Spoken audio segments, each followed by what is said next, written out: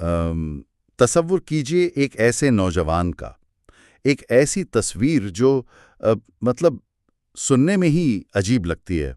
اس کی آنکھوں میں موت کا ذرہ برابر خوف نہیں ہے، کندھے پر ایک بھاری رائفل لٹک رہی ہے، لیکن اس کے لمبے بالوں میں پھول سجے ہیں۔ ہاں بالکل، بالوں میں پھول ہیں، آنکھوں میں گہرا سرما لگایا ہوا ہے، ہونٹوں پر اخروٹ کے چھلکے کی لالی ہے، اور سر پر ایک سرخ ریشمی رومال بندھا ہے جیسے کوئی تاج ہو، اور ایک ہاتھ میں ستار ہے۔ ایگزیکٹلی۔ اب یہ کسی فلم کا منظر نہیں ہے، یہ ڈیر کی وادی کا ایک جیتا جاگتا نوجوان ہے، ایک ہی وقت میں یعنی انتہائی نرم و نازک اور انتہائی خوفناک۔ یہ ایک ایسی تصویر ہے جو کسی بھی عام انسان کا دماغ الجھا سکتی ہے۔ دیکھیں، اور یہی وہ الجھاؤ ہے، یہی وہ پیچیدگی ہے جو اس قوم کی سب سے بڑی پہچان ہے۔ ایک ایسی پیچیدہ سادگی جسے باہر سے آنے والا کوئی بھی شخص بآسانی سمجھ نہیں پاتا۔ صحیح کہا آپ نے۔ اور آج کا ہمارا جو تحقیقی سفر ہے وہ اسی پیچیدہ سادگی کے ارد گرد گھومتا ہے۔ آج ہم مشہور تحریر دا پشتان کے آئینے میں ان کی تاریخ، ان کے غرضدار جذبات اور ان کے انتہائی بے درد رواجوں کو دیکھیں گے، اور ان چھپی ہوئی کمزوریوں کو بھی کھول کر سامنے رکھیں گے جن پر عام طور پر بات نہیں ہوتی۔ بالکل۔ ہمارا مقصد روایتی کہانیوں سے آگے نکل کر ایک ایسی قوم کی دھڑکن کو سننا ہے جس کا رخ جغرافیائی طور پر سامنے سے روس کی طرف ہے، اور جو عالمی مستقبل طے کرنے میں ہمیشہ ایک مرکزی کردار ادا کرتی آئی ہے۔ اور ہم یہاں ان کا بالکل غیر جانبدارانہ تجزیہ کریں گے۔ ہم صرف سورس مٹیریل کو دیکھیں گے تاکہ ان کی شخصیت کا ہر پہلو صاف ہو کر سامنے آ سکے۔ تو شروعات کہاں سے کریں؟ کسی بھی شخصیت کو سمجھنے کے لیے اس کی جڑوں تک جانا پڑتا ہے۔ میں نے اکثر سنا ہے کہ باہر سے آنے والے لوگ انہیں یہودی قبائل سے جوڑتے ہیں۔ اس بات میں کوئی حقیقت ہے؟ اصل میں انسانی ذہن کی ایک عادت ہے، جب وہ کسی چیز کو سمجھ نہیں پاتا تو وہ اسے کسی ایسی معلوم چیز کے ساتھ جوڑ دیتا ہے جو اس کے ذہن میں پہلے سے موجود ہو۔ ہاں، یعنی ایک لیبل لگا دیتے ہیں۔ بالکل، کیونکہ ان کی آزاد طبیعت اور ان کے مزاج کو کسی اور مخصوص نسل کے خانچے میں فٹ نہیں کیا جا سکتا، تو لوگ انہیں گم شدہ یہودی قبائل کہہ دیتے ہیں۔ مذہب کا اثر ضرور ہے، لیکن اگر آپ ان کے بنیادی اصولوں کو پڑھیں جو ان کی روزمرہ زندگی چلاتے ہیں، تو ان کا یہودیوں کے طریقہ کار سے کوئی تعلق نہیں بنتا۔ اگر انہیں کسی سے ملانا ہی ہے تو ان کی سختی، جنگی مزاج اور موت کو گلے لگانے کا شوق قدیم اسپارٹا کے باشندوں سے بہت زیادہ ملتا جلتا ہے۔ اسپارٹا کے جنگجو؟ یہ بات تو ان کی فطرت سے بالکل میل کھاتی ہے۔ لیکن یہاں مجھے قدیم یونانی مورخ ہیروڈٹس کا وہ قصہ یاد آ رہا ہے۔ اس نے اس علاقے کو بیکٹیریا کا نام دیا تھا، اور پتہ ہے اس نے کیا دعویٰ کیا؟ کہ وہاں ایسی چونٹیاں پائی جاتی ہیں جو کتوں کے برابر بڑی ہیں۔ ہاں، اور وہ زمین کے اندر سے سونا نکالتی ہیں۔ وہاں گرمی اتنی ہوتی ہے کہ دن میں کوئی باہر نہیں نکل سکتا، تو بس وہاں کے لوگ رات کے اندھیرے میں اونٹوں پر آتے ہیں، سونا چراتے ہیں اور ان چونٹیوں سے جان بچا کر بھاگ نکلتے ہیں۔ میں جب یہ پڑھ رہا تھا تو میری ہنسی نہیں رک رہی تھی۔ ایک مشہور مورخ ایسی بات کیسے لکھ سکتا ہے؟ یہ کہانی سننے میں جتنی عجیب لگتی ہے نا، اس کے پیچھے چھپی ہوئی لاجک اتنی ہی دلچسپ ہے۔ اچھا، وہ کیسے؟ دیکھیں، ہیروڈٹس کی اس غلطی سے ہمیں اس وقت کے معاشرتی حالات کا پتہ چلتا ہے۔ اس سے دو باتیں واضح ہوتی ہیں۔ پہلی بات تو یہ کہ ہیروڈٹس جن بیکٹیرین لوگوں سے ملا وہ شاید تلوار بازی میں یونانیوں سے آگے نہ ہوں، لیکن ذہنی طور پر چالاک تھے۔ ایگزیکٹلی، انہوں نے ایک عجیب و غریب کہانی گھڑ کر دنیا کے مانے ہوئے مورخ کو بے وقوف بنا دیا۔ اور دوسری اہم بات یہ ہے کہ اس دور میں بھی ان علاقوں میں تجارت اور گولڈ مونوپلی کا ایک پورا نظام چل رہا تھا۔ تو اپنے سونے کی کانوں اور وسائل کو باہری لوگوں سے محفوظ رکھنے کے لیے انہوں نے خوفناک چیونٹیوں کی کہانی پھیلائی۔ ہاں، یہ ان کی انفارمیشن وارفیئر تھی۔ انہوں نے دشمن کو تلوار سے نہیں بلکہ خوف سے دور رکھا۔ کیا بات ہے! میں تو سوچ رہا تھا کہ ہم ایک ایسے سیدھے درخت کو دیکھ رہے ہیں جس کا تنا بالکل صاف ہے، لیکن قریب جانے پر پتہ چلتا ہے کہ یہ تو ایک پورا گھنا جنگل ہے۔ ایک طرف ہم اسپارٹا کا ذکر کر رہے ہیں، دوسری طرف یونانیوں کا۔ اور حقیقت میں یہ قوم یونانی، فارسی، مونگل اور ترک نسلوں کا ایک انتہائی پیچیدہ مرکب ہے۔ ان کے آثار میں تو گریکو بدھسٹ یعنی یونانی اور بدھ مت کی جھلک تک ملتی ہے۔ یعنی ایک ایسی بھٹی جس میں مختلف نسلیں पिघल कर मिली हुई हैं। लेकिन मैं यहाँ थोड़ा उलझ गया हूँ। एक तरफ बुद्ध मत जैसा पुरअमन फलसफा और दूसरी तरफ स्पार्टा जैसा जंगी मिजाज, ये दोनों आपस में टकराते क्यों नहीं? असल में वो आपस में टकराते हैं, और यही टकराव उनकी शख्सियत में वो आग पैदा करता है। जब आप ऐसी मुख्तलिफ नस्लों और फ़लसफ़ों को एक जगह जमा करते हैं जहां हमेशा जंग रहे, तो जो शख्सियत बनती है वो हैरानकुन हद तक मुतज़ाद होती है। सही, इनका बुद्धिस्ट माजी इन्हें पत्थर तराश कर खूबसूरत मूर्तियां बनाना तो सिखा गया, इनके अंदर फूलों और सितार की मोहब्बत डाल गया, लेकिन इनके आसपास के सख्त हालात ने इन्हें कभी नॉन वायलेंस का पूरा पैरोकार नहीं बनने दिया। तो यही तारीखी मिलाप इन्हें एक निहायत जज्बाती और खुददार पड़ोसी बनाता है। बिल्कुल, ये लोग दरमियाना रास्ता जानते ही नहीं हैं। इनके यहाँ या तो बेपनाह मोहब्बत होती है या फिर ऐसी दुश्मनी जो नस्लों तक चलती है।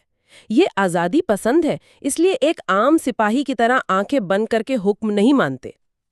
इस तारीखी पसमंजर ने ही शायद उस नौजवान को जन्म दिया है जिसका जिक्र मैंने शुरू में किया था, सितार और राइफल का मिलाप। लेकिन क्या एक बच्चे में ये तज़ाद खुद ब खुद पैदा हो जाता है या इसके पीछे तरबियत होती है? ये बहुत अहम नुक्ता है। ये तज़ाद फितरी नहीं है, बल्कि ये उनकी बका का, उनके सेल्फ प्रेजर्वेशन का सबसे बड़ा हथियार है। माँ बाप बचपन से ही अपने बच्चों की तरबियत इसी मुतज़ाद अंदाज में करते हैं। यानी उन्हें बाकायदा सिखाया जाता है? हाँ, उन्हें सिखाया जाता है कि तुम्हारी आंखों में मासूमियत और नरमी है, लेकिन ये बाहर की दुनिया तुम्हारी नरमी को नोच खाएगी। इसलिए ताकीद की जाती है कि अपनी उस नर्म आंख को, उस फख्ता को छुपा लो और दुश्मनों के सामने अपने उकाब वाले पंजे निकाल कर रखो, ताकि दुनिया उसे कमजोर समझकर निगल ना जाए। अंदर का सितार दोस्तों के लिए और बाहर की राइफल दुश्मनों के लिए। सही कहा। लेकिन एक बात बताएं, जहां खून खराबा इतना आम हो, जहां हर तरफ दुश्मनी हो, वहां सितार और मोहब्बत की शायरी आखिर जिंदा कैसे रह लेते हैं? हालात की सख्ती तो इंसान को अंदर से पत्थर बना देती है। यही तो इस कौम का सबसे खूबसूरत और यानी दर्दनाक पहलू है। लोकगीतों को पढ़कर सामने आता है कि मौत का साया जितना गहरा होता है, जिंदगी और मोहब्बत के गीत उतने ही मीठे होते हैं। हैरान है। इनके गीतों में बनावट नहीं होती, ये बिल्कुल खालिस और बेबाक होते हैं। मिसाल के तौर पर इस तहरीर में जिक्र है कि एक बाप को अपनी बेटी के आशिक को गोली मारनी पड़ती है क्योंकि उनका रिवाज इसके सिवा कोई रास्ता नहीं छोड़ता। लेकिन वो शायरी करेगा। बिल्कुल। हैरानीगेज बात यह है कि वही बाप उस मोहब्बत की शान में बैठकर गीत जरूर गाएगा। वो आशिक के जज्बे की कदर करता है, लेकिन रिवाज के सामने मजबूर है। चूंकि इनके पास लंबी कैद का निजाम नहीं है, वो मामले को फौरन गोली से हल कर देते हैं। सही। जो लोग भी इस वक्त सुन रहे हैं उनके लिए ये हजम करना वाकई मुश्किल होगा कि मोहब्बत को गीतों में सराहते हुए भी उसी मोहब्बत पर आखिर गोली चला दी जाती है। ये सिर्फ गीत नहीं है, ये उनके रिवाजों की खून से लथपथ हकीकत है।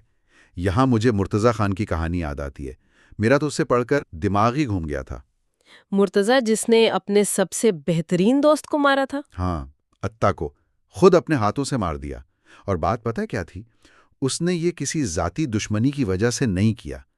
एक आम जहन तो इसे एक भयानक कत्ल कहेगा, लेकिन वहां की नफ्सियात इसे बिल्कुल अलग तरह से देखती है। असल में मुर्तज़ा की कहानी इन सख्त रिवाजों और इज्जत के बोझ को मुकम्मल तौर पर बेनकाब करती है। मुर्तज़ा एक मफरूर था, उसका अपने चचा से इख्तिलाफ था। एक दिन चचा आया और रोने लगा कि अत्ता उसे मारना चाहता है। और मुर्तज़ा ने तो मना कर दिया था ना शुरू में। हाँ, उसने अपने दोस्त के खिलाफ जाने से इनकार कर दिया। लेकिन कहानी में फर्क तब आया जब मुर्तज़ा की फूफी वहां आईं। उसने कोई आंसू नहीं बहाए। उसने सीधा मुर्तज़ा की रगों में दौड़ते खून और खानदानी इज्जत को ललकारा। उसने कहा कि तुम्हारे बाप ने कभी किसी खतरे से मुंह नहीं मोड़ा, क्या तुम अब इस खानदान का नाम मिट्टी में मिला दोगे? उफ, उसने इज्जत का ताना दे दिया। क्या ज़हनी खेल खेला गया उस शख्स के साथ। बिल्कुल, यही वो नुक्ता है जहां रिवाज सोसाइटी का सबसे मजबूत कानून बन जाता है। मुर्तज़ा ने बाद में बताया कि एक मफरूर चाहे देखने में जितना दिलेर लगे, वो अंदर से सहमा हुआ रहता है। उसे अपनी इज्जत का डर लगा रहता है। सही, उसने सिर्फ उस ताने से बचने के लिए और बाप का नाम बचाने के लिए अपने सबसे अजीज दोस्त को कत्ल कर दिया। ये वाकया दर्शाता है कि इन लोगों के लिए इज्जत का बोझ जिंदगी से बहुत ज्यादा है। جانتے ہیں مجھے یہ کیسا لگتا ہے؟ اگر ہم شہروں میں رائج عام قانون کو دیکھیں تو ایک موٹی رسی کی طرح لگتا ہے۔ پولیس، عدالتیں، جیل، یہ سب اس موٹی رسی کا حصہ ہیں۔ لیکن قبائلی علاقوں میں جو ان کا اپنا رواج ہے وہ رسی نہیں ہے، وہ ریشم کا ایک انتہائی باریک دھاگا ہے۔ خوبصورت مثال ہے۔ لیکن مزے کی بات یہ ہے کہ مقصد دونوں کا ایک ہی ہے، معاشرے میں ایک گرہ لگانا۔ شہر کا قانون بھاگ کر شادی کرنے کو ایک عام جرم سمجھ سکتا ہے، لیکن یہاں ان کے ہاں اس کی سزا سیدھی موت ہے۔ شہری قانون اس موت کو قتل کہتا ہے، پھانسی دیتا ہے، لیکن وہ پٹھان فخر سے پھانسی چڑھ جاتا ہے کیونکہ اس نے موٹی رسی تو توڑی ہے مگر ریشم کا دھاگا بچا لیا۔ بالکل ایسے ہی ہے۔ لیکن ایک سوال بار بار میرے دماغ میں گھوم رہا ہے، یہ بے دردی، چاہے اس کے پیچھے کوئی بھی رواج ہو، کیا یہ انہیں انسانیت سے دور نہیں کرتی؟ باہر سے دیکھنے میں تو یہ نہایت ظالمانہ لگتا ہے، لیکن اگر آپ اس کے پیچھے چھپی ہوئی سائنس اور معاشرتی لاجک سمجھیں تو حقیقت کچھ اور ہے۔ سائنس اور لاجک؟ وہ کیسے؟ تصور کریں ایک ایسے علاقے کا جہاں نہ عدالت ہے، نہ پولیس، اور سب سے بڑھ کر نہ کوئی اسپتال ہے۔ ایسے حالات میں یہ سخت رواج ہی واحد نظام ہے۔ بدکاری یا بھاگ کر شادی کرنے پر موت کی سزا صرف عزت کا مسئلہ نہیں تھی۔ اس تحریر کے مطابق اس کا مقصد نسل کو مضبوط رکھنا اور معاشرے کو سفلس جیسی خطرناک اور لا علاج بیماریوں سے بچانا تھا۔ ہاں، چونکہ اسپتال نہیں تھے تو بیماری پھیلانے والے اسباب کو جڑ سے ختم کرنا ہی حل تھا۔ ہاں، یہ پبلک ہیلتھ اور ایپیڈیمیولوجی کا ایک انتہائی سخت لیکن کارگر طریقہ تھا جو عزت کے لباس میں چھپا تھا۔ بچپن سے ماں بیٹے کو سکھاتی ہے کہ بزدل تو مر جاتا ہے لیکن اس کی چیخیں سالوں تک زندہ رہتی ہیں۔ اس لیے وہ درد میں چیخنا چھوڑ دیتے ہیں، کیونکہ کمزوری ظاہر کرنے کا مطلب موت ہے۔ کیا زبردست لاجک ہے یہ! ایسی پبلک ہیلتھ اسٹریٹجی جس کا نفاذ ڈنڈے سے نہیں بلکہ خاندانی عزت سے ہوتا ہے۔ لیکن یہاں کہانی میں ایک بہت بڑا ٹویسٹ آتا ہے۔ ہم نے دیکھا کہ یہ شخص شہری قانون سے نہیں ڈرتا، گولی کے سامنے سینہ تان لیتا ہے، لیکن اسی دلیر معاشرے میں ایک چھپی ہوئی کمزوری ہے جو ان طاقتور عقاب کو گھٹنوں پر لا دیتی ہے۔ آپ جادو ٹونے اور اندھے اعتقاد کی بات کر رہے ہیں۔ بالکل، یہ اندھا اعتقاد مجھے تو حیران کر دیا اس چیز نے۔ یہ ان کی نفسیات کا ایک بالکل ہی مختلف اور شاید افسوسناک پہلو ہے۔ جب دشمن سامنے ہو تو پٹھان لڑ پڑتا ہے، لیکن جب دشمن اندیکھا ہو، جس کا کوئی چہرہ نہ ہو، تو وہی دلیر انسان اندر سے ٹوٹ جاتا ہے۔ ایسی ہی مثال مہر کسان کی ہے۔ ہاں، وہ جو گاؤں کا سب سے مضبوط کسان اور طاقتور چور بھی تھا۔ صحیح کہا، ایک چٹان نما شخصیت، لیکن ایک دن اسے ٹائیفائیڈ ہو گیا۔ جب اس کا عظیم جسم اس اندھے کی بیماری سے پگھلنے لگا تو اس کی ماں گھبرا گئی۔ اس نے شور مچا دیا کہ یہ بیماری نہیں، کالا جادو ہے۔ انہوں نے ڈاکٹروں کی بجائے ایک ایسے دھوکے باز کو بلایا جسے اس تحریر میں نیشنل پلیگ نمبر 1 قرار دیا گیا ہے۔ قومی وبا! مجھے تو وہ شاہ صاحب پڑھ کر سخت غصہ آیا۔ اجلا سفید لباس، نورانی چہرہ، لیکن علم کا سب سے بڑا دشمن۔ اس نے کیسا فرضی ناٹک کیا تھا، زمین کھدوائی اور ایک تن کا ڈبہ نکالا جس میں ایک گھڑیاں تھیں اور سوئیاں چبھی ہوئی تھیں، جبکہ حقیقت یہ تھی کہ وہ ڈبہ اس دھوکے باز نے خود چھپا کر دبایا تھا۔ اس ناٹک کے ذریعے اس نے اس خاندان کی ساری جمع پونجی لوٹ لی، اور سب سے زیادہ دماغ گھمانے والی بات یہ کہ اگلے ہی دن مہر مر گیا، لیکن اس خاندان کا اعتقاد شاہ صاحب پر پھر بھی قائم رہا۔ یہی تو عجیب بات ہے۔ جو باپ خون کر سکتا ہے عزت کے لیے، وہ ایک دھوکے باز کے سامنے اپنی عقل اور جمع پونجی آخر کیسے ہار جاتا ہے؟ اس تضادب کو سمجھیں۔ جہاں دشمن سامنے ہو گولی چلتی ہے، لیکن بیماری، موت کا وہ سایہ جس کی شکل نہیں ہوتی، ایسی جگہ پر انسانی فطرت کی مجبوری اور خوف آڑے آ جاتا ہے۔ جب جسمانی طاقت جواب دے جاتی ہے تو انسان اسرا ڈھونڈتا ہے۔ یہ دھوکے باز غریب لوگوں کے ذہنوں میں ڈال دیتے ہیں کہ یہ بلا صرف شاہ صاحب کا علم ہی ختم کر سکتا ہے۔ صحیح۔ یہ اس بات کا ثبوت ہے کہ جسمانی طاقت کبھی بھی ذہنی غلامی یا جہالت کے خوف کا مقابلہ نہیں کر سکتی۔ عقل کی روشنی کے بغیر بڑے بڑے سرما وہم کے اندھیرے میں گھٹنے ٹیکنے پر مجبور ہو جاتے ہیں۔ یہ واقعی انسانی فطرت کا ایک بڑا تضاد ہے۔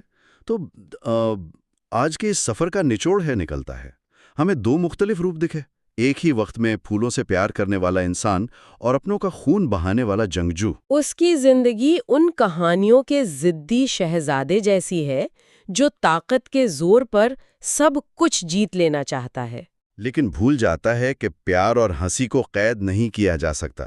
جیسے اس شہزادے نے مسکراہٹ پانے کے لیے فقیر کو قید تو کر لیا تھا، لیکن فقیر اپنا پیار اور ہنسی ساتھ لے گیا اور پیچھے صرف سوکھی ہڈیاں چھوڑ گیا۔ پٹھان کا معاشرہ اصولوں کی ایک ایسی ہی بے درد کشمکش میں جکڑا ہوا ہے۔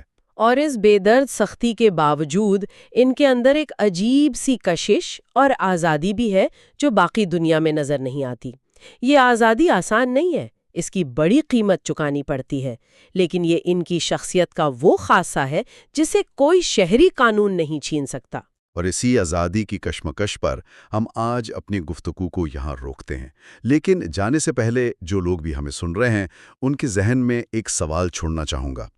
ہم آج کے دور میں شہروں میں بیٹھ کر سمجھتے ہیں کہ ہماری عدالتیں، ہمارے قانون ہمیں بہت سویلائزڈ بناتے ہیں، اور ہم خود کو بہتر سمجھتے ہیں۔ بالکل، لیکن ذرا سوچئے، اس تہذیب کے دور میں جب ہم اپنے ان خالص رواجوں کو نکال پھینکتے ہیں اور ہر جذبے کو قانون کے حوالے کر دیتے ہیں، تو کیا ہم اس بے باک مردانگی اور اس عقاب کو ہمیشہ کے لیے کھو نہیں دیتے جو ان جیسی قوموں کو اتنا آزاد بناتا ہے؟